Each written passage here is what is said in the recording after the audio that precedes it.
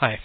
This lecture I've titled it Basic Drug Types and How They Are Taken. Essentially what we're going to do in this lecture is take a brief description of some of the more common types of drugs people use to get high and talk about how they are taken. I won't really get into the various the individual drugs, but more large classifications. Well, in another lecture, I will introduce students to the individual drugs and their extent of use in U.S. society. By the way, I'm kind of sick, so please excuse me if this sounds a little scratchy on my voice. My voice is scratchy. Once again, the purpose of this lecture is to describe how drugs are taken to get high and a few of their broad classifications. I'm not going to cover every drug known in the U.S. or for the world here. I'm going to stick to some more basic ones. For example, I'm not going to cover all of the exotic club drugs that are out there or inhalants. And then there's a lot of what I call indigenous drugs. Various societies around the world have various drugs that you can take that have effects on your body. Just one example, I saw something about a tribe in the Amazon basin, and there was some sort of a toad that they got. If you touched the skin, you would have hallucinogenic effects. So I'm not going to cover stuff like that. Excuse me again. I have a cold. I apologize. The term addiction or an addictive drug will be used very precisely in this course, in this lecture. So laypersons use this term imprecisely, so that not only is every drug deemed to be addicting, but you could even say that, oh, playing a video game is addicting, shopping is addicting. But in this course, we're going to use the term addicting to mean something like this. If you use a drug regularly enough, your body will become used to having that substance. And if you stop it abruptly, you will suffer physical withdrawal symptoms that would be almost identical to another person. So you have to use the drug enough consistently, and then if you stop it, you'll get physically sick. Okay, now this is different from the idea of psychological addiction. Certain drugs are not physically addicting, for example, marijuana, but they can create psychological or psychosomatic symptoms amongst users, and these vary a whole lot. Okay, so for example, marijuana is not physically addicting in the way I just described it, but many users claim to be addicted to it. However, these physical symptoms they describe are not common amongst all users. So you take a few different marijuana users who say they're addicted to drugs, and you ask them to describe their physical symptoms, and they would vary. If a substance is truly addicting, for example, heroin, users when they stop using it, the withdrawal sickness that they describe will be very consistent and very similar. That's physical addiction. So it may be useful in this to think of real addiction as physical addiction. So when you hear the term addiction or physical addiction in this lecture, in this course, you know it refers to a very specific thing. Consistent physical withdrawal symptoms created sort of by the drug's molecular structure, if you will. Okay, there are many drugs that are not actually physically addicting, but this doesn't mean it can't be a dangerous substance to use. I like to say that many drugs that are not addictive have what's called a high potential for abuse. Cocaine is a perfect example. Cocaine is not physically addicting, but it lends itself to compulsive binging behavior. So although cocaine is not physically addicting, to suggest that it does not lend itself to dangerous compulsive use would be irresponsible. So while even extreme cocaine users are not physically addicted to the drug, many of them have very serious difficulty controlling their usage patterns. So this drug, we might say, this drug is not addictive, but we are using the word very precisely when I say that. Clearly, some drugs that are not physically addicting have a very high potential for abuse. So it's good to think that just addiction and dangerousness of a drug are not the same thing. Alcohol is actually becomes physically addicting in the way I've just described if you take large doses consistently over time, but it's clearly not as dangerous as smoking cocaine, and probably doesn't have the same potential for abuse. Most people do not binge on crack cocaine or alcohol, but it would be irresponsible to say that crack cocaine does not have a higher potential for abuse than alcohol. Although one could dispute this, and we won't get into that in this lecture. The next thing is that I'd like to just, as a side note about addiction, what I've just said about physical addiction, some brain chemists are beginning to argue that certain drugs that we wouldn't call physically addicting the way I've just described, that is, they don't create consistent physical withdrawal symptoms. They can produce physical changes in brain physiology and structure that make the brain chemically used to having the drug and are thus physically addicting. This assertion of these brain changes as being evidence of physical addiction is very highly controversial in the field. For example, one might argue that a diet high in processed junk food might cause physical brain changes, and the brain might get used to those changes, and thus it's physically addicting, although junk food may not produce systematic withdrawal sickness common to all users.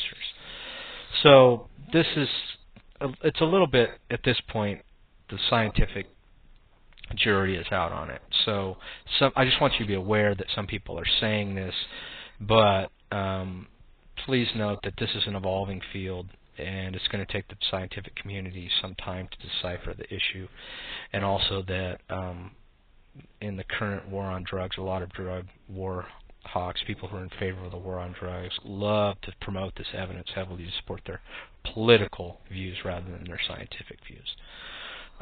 Last thing is that when you consider how a drug makes a person feel, it's more than just molecules. Set and setting are very important. So contrary to popular discourse, the things you see in the news, read on the newspapers, the way a drug makes a human being feel is more complex than molecules and brain chemistry. Molecular structure is important to a certain extent, and it gives us important clues as to how a drug will work on the body structures. For example, some are physically addicting and some are not. But real life and life in the lab are not the same thing. You can give the person a drug in a hospital setting and then give that person the same drug in the real world, and often it will affect them very differently. Okay, so if we want to know how a drug will make a person feel, and more importantly, how using it might affect their daily life, i.e. make them act, we must take into account set and setting. Set refers to the psychological mindset of the user when they ingest the drug. So if you're pissed off, scared, or sad when you take a drug, it's very likely that that mindset will affect the way the drug makes you feel and act. Similarly, the social setting, okay, where the drug is ingested will affect the way the drug makes you feel. Consider the following examples of setting. How would you feel if you were a drunk at work versus being at your best friend's wedding? I personally, if I were drunk at work trying to give a lecture, I would feel paranoid, scared, and it wouldn't be a very pleasant experience. Whereas if I were drunk at my best friend's wedding, I might feel very happy and carefree. Marijuana, for example, is commonly thought to create laziness. However, this is a cultural thing. In the U.S., we think it makes people lazy, but in other cultures, it's thought to help people work harder, much like caffeine. So apparently they even had a study in Jamaica where they gave marijuana to field workers, and they showed that workers who were high on marijuana were more productive, cutting sugar cane, than workers who were not higher on marijuana. Now, the key here is not whether this is a good study, but that cultural or environmental setting can influence how one feels when they take a drug. If you will, the environment or the setting tells us how to feel, if you will. One last example. Imagine if you were taking LSD or ecstasy, two drugs that are supposed to wildly distort your perceptions, make you see things, hear things, and feel things that aren't actually there, if you will. Imagine if you took this drug with a small group of trusted friends when you didn't have any responsibilities, or you took it with your very old conservative grandparents at a family function, or you went to a police convention and you were using this drug, or you were taking a final exam.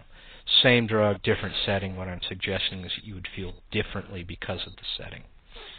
So we must consider molecules along with the setting. So it's more than just molecules. We must consider the molecules of a certain drug along with setting. We cannot examine these as if they occur separately, because they don't. If you get anything, get this. How a drug makes a person feel and act is a very complex issue, and both psychological mindset and the environmental or cultural setting, along with the physiological properties or the molecular properties of a drug, have profound effects. Okay, so it's much more than just molecules. And don't fall into simplistic soundbite thinking that our society would like to have you. I should say the media tries to promote. Okay, I'm going to describe to you 4 basic ways to ingest or take a drug into your body, get it into your system, if you will. And the way that you take or ingest a drug matters. Basically, the more direct the path of that drug to your bloodstream, the more intense the high and the following low. Now, these figures are an oversimplification, but you should get the idea. Basically, what you have is horizontal dashed line, which is when you're normal or sober, and then those little peaks and valleys, if you will, are taking the drug. Now, it doesn't have to be a single dose. It's just a very vast oversimplification, okay? But essentially, a dose can be several drinks, if you will. But once you have a certain amount of the drug, you never get as high as you did the first time, essentially. Alcohol is a little bit better, but this is sort of an oversimplification, so please don't get into dosages and whatnot. But take this as a general grain of salt. Basically, the less direct modes of ingestion, way to take a drug where it takes longer to get into your blood system, you have a more gentle high and so the drug stays in your body longer, so it takes longer to get high, it takes longer for the drug to get out of your body. In less direct modes of injection. The more direct modes of ingestion, ways to take a drug where it gets into your bloodstream very quickly, you have a higher high and a corresponding lower low, because you get that dosage, if you will, very quickly. It doesn't last as long, and you have a high doesn't last as long, and then boom, you drop down and you have a lower low.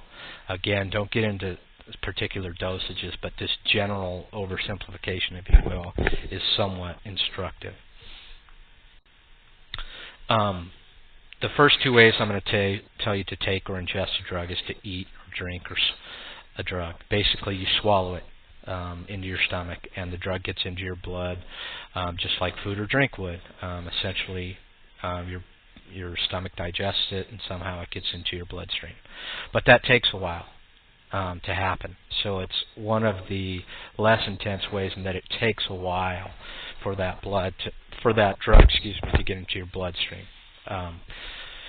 When you sniff or snort it, basically you inhale the drug into your nasal passages, and the drug somehow gets into your bloodstream. I guess your nasal passages are very thin, and so it gets into your blood through your nasal tissues. It's a little bit more rapid than drinking it, but it's also, I call it less intense in that you don't get as quick a dose as you do from the next 2 ways of taking a drug I'm going to introduce you to later.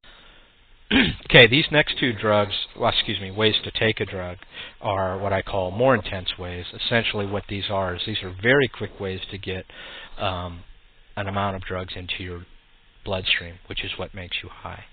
To smoke it or inhale it, that's one very quick way. You can burn it or heat it so the drug becomes a vapor, and you inhale it into your lungs. The lungs are directly connected to the bloodstream because of the whole oxygen carbon dioxide thing. So when you take a deep breath, we just got a drug we might call oxygen, but if you had something else when you inhaled it, it very quickly goes into your bloodstream.